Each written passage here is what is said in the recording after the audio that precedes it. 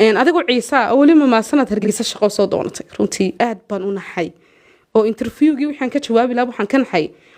qabiilku igu horeysiiyay wasiirku aad baan naxay runtii aad baan uga murugooday aad baan uga damqaday marka wasiirka hadalka yidhi waa kuma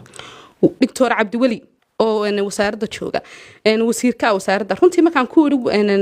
wasiir anigu aftibaadii Taiwan ku yiri oo Jibril kor bay dhalay hargeysa intaasan ku soo leekaaday Djibouti iyo meeshaad ka sheekeensan ma garanay waa taariikhdeeda uga sheekay daawadayaal hadda barbarkayga waxa taagan Xamda Xuseen Cabdilaahi madaxa xiriirka dadweynaha ee wasaaradda isgaarsiinta iyo tiknoolajiyadda Somaliland oo maanta sheegtay inay ka tagtay shaqadii ay ka haysay wasaaradda isgaarsiinta iyo tiknoolajiyadda Somaliland kadib sida ay muuqaal iyo qoraal ay soo dhigtay barteeda Facebook ay ku sheegtay tacaddi iyo dhibaatooyin ay kala kulantay wasaaraddaasi gaar ahaan wasiirka wasaaraddaasi Dr. Cabdiwali Sheekh Cali Soofi Jibriil Xamda ayaan hadda si toos ah u weydiinayaa sababaha keenay shaqada sababaha uga tagtay iyo bal inay digniino hore iyo waxyaabahaas ay jireen magacaygu waa Xamda Xuseen Cabdilaahi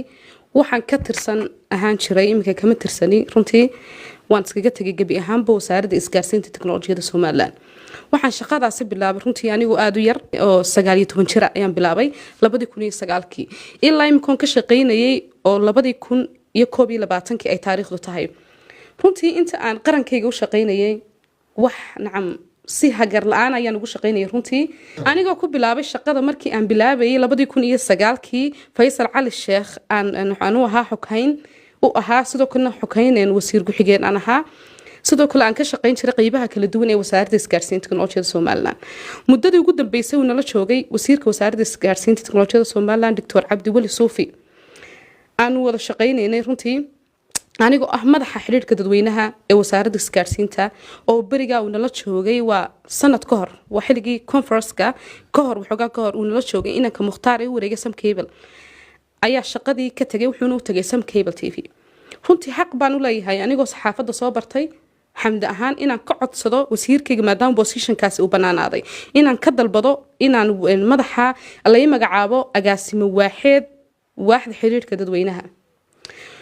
kadib waan u sheegay warqad baan u qortay waxaan ku wasiir waxaan doonayaa booskaas inaad magacawdo maadaama horena u joogay horena uga tirsanaa waaxda ahaana madaxa population-ka shaqadaasna aan garanayo runtii aqoon aan u leeyahay xirfadeedana aan leeyahay oo kuna shaqeynay muddo 10 sano haddaba markii aan wasiirku u sheegay arrinkaas uu iga meereystay dhowr jeer xafiiska ugu galay uu iga meereystay kadibna waxaan isku dayay inaan u gudbiyo wasiirka hawlaha guud iyo guriyeenta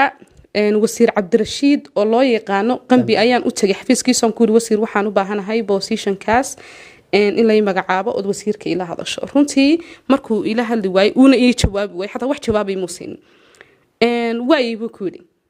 position-ka already 2 toddobaad kadib intaanu ii magacaabin ka hor ayaa interview xafiiskiisa igu yeeray waliba isagoo iga meereysan oo diidan oo dareemay okay interviewgii baan la galay isla markiiba interviewga intaanu bilaabin baa wuxuu igu yiri Xamda magacaaga waxaan maqlay inaad ciisa tahay waxaan hargeysa adigu ciisa wali ma sanad hargeysa shaqo soo doonatay runtii aad baan u naxay oo interviewgii waxaan ka jawaabi lahaa waxaan ka naxay qabiilku igu horeysiiyay wasiirku aad baan naxay runtii aad baan uga murugooday aad baan uga damqaday marka wasiirka hadalka yidhi waa kuma Dr. Cabdiwali oo wasaaradda jooga wasiirka wasaaradda runtii markaan ku yiri wasiir anigu aftibaadii Taiwan ku yiri oo Jibril kor bay dhalay hargeysa intaasan ku soo leekaaday Djibouti iyo meeshaad ka sheekeensan ma garanay waa taariikhdeeda uga sheekay inta ka bacdi 2 toddobaad kadib wuu magacaabay position-kii markuu ii magacaabay waliba agaasin waaxid population and media isla markiiba waxa la galay lockdown coronavirus-kii shaqadeeda waan gudanayay oo si daacad ah u gudanayay waan shaqaysanayay waliba anigoo waqtigaas si daacad ayaan shaqaysanay waxoogaa kadib iyadoo waliba Ramadaan ay tahay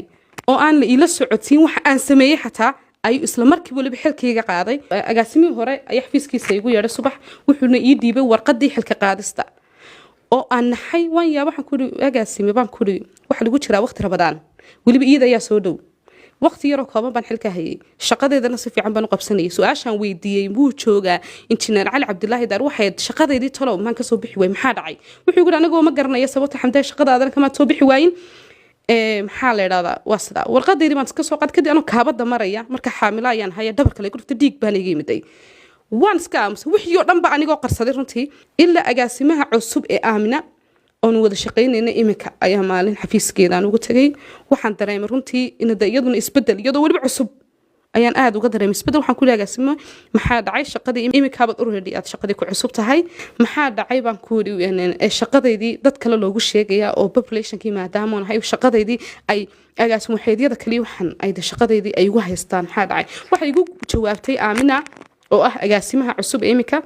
job description-kaagi dib ugu noqo imika shaqada ma bilaabaya baan ku yiri hore waan uga shaqayn jiray 12 sano ka shaqaynay shaqadana waa shaqo aan imika aan bilaabin hore aan u aqaan already aqoon in ugu filan walaa alxamdulillah way aragna waan wahay xogogaalna waan wahay qarankaygana si daacad aan ugu shaqaynay laakiin maanta waxaan halkan ka cadeynaa gabi ahaan ba iskaga tagay shaqadii aan qaranka u hayay ilaahay baa saaqada bixiya tacaadi wax la qaato ma dulmina wax la qaato ma aha qabiilna qaran maaha saasaan uga tagay arqaladaha haysa iyo dibatada la igu sameeyay tacadigaas awgeed waxaan u gudbiyay arinkayga markaan wasiirku kelmadda igu yiri kadib waxaan u gudbiyay arinkayga wasiir caateeye oo runtii family ahaan aad iskugu dhanoon si baarinkaaga u sheego arinkii baan u sheegay kadibna wuxuu ugu jawaabay wasiirkii markuu telefoonka kala hadlay Xamda shaqada waa ka gooni oo dadkii oo dhan bay wada laayeen runtii waxaan joogay 12 sano hal qof bini'aadamku iskhilaaf karaan oo iskhilaafna oo gacan saarno islaynayna subhanallah ma jirto qof weyn oo mas'uulaan ahay taasna waan ka madhanahay cadayna waxa bay ugu filan wasaaraddan taas oo dhan joogay ayaaba cadayn ugu filan oo wareysi laga soo qaadi karaya haddana wasiir caatay hawshiida waxba kama qaban waan aamusay waxaan u gudbiyay arinkaygii madaxtooyada Xamda dhawaan waxa jiray barnaamij aad bilowday oo aad u faafay oo la yiraahdo kaalay la lugay barnaamijkaasi aad buu faafay dad badan ayaa barnaamijka ka xumay ma laga yaabaa shaqadii aad haysay inuu barnaamijka la lugay